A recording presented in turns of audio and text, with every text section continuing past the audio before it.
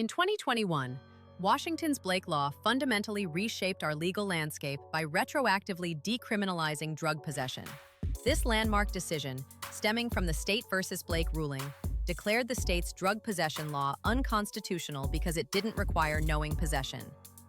Consequently, thousands of prior convictions for simple drug possession under RCW 69.50.4013, dating back to 1971, were vacated and legal financial obligations were refunded.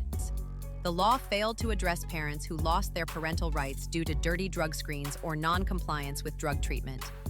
These situations were often treated as equivalent to drug possession, leading to devastating consequences for families. If drug possession convictions are being vacated, then parents who lost their rights under similar circumstances should also have their cases addressed.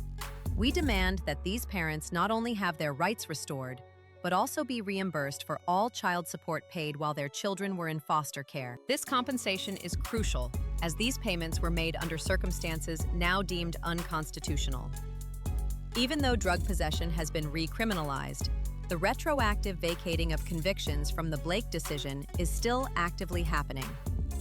This strengthens the argument that related parental rights cases, based on the same unconstitutional premise, must also be revisited. The Keeping Families Together Act of 2021 aimed to raise the threshold for child removal.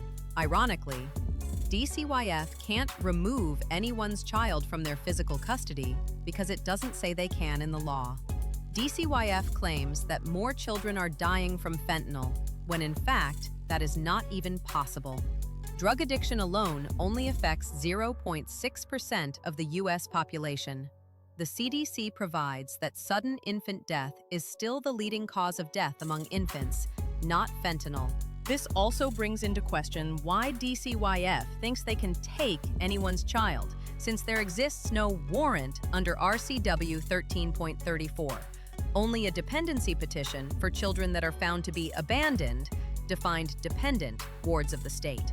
The reason the Supreme Court judges likely never addressed these removals as unconstitutional is because they know that they are only allowed to take in children that are abandoned.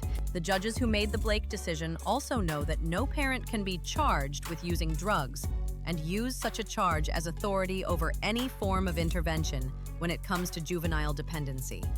The legislature of Washington still only gives great weight to a parent's use of narcotics. It does not grant DCYF authority over their children. The child's best interest is only that because the child is abandoned, not because the parent's rights don't matter.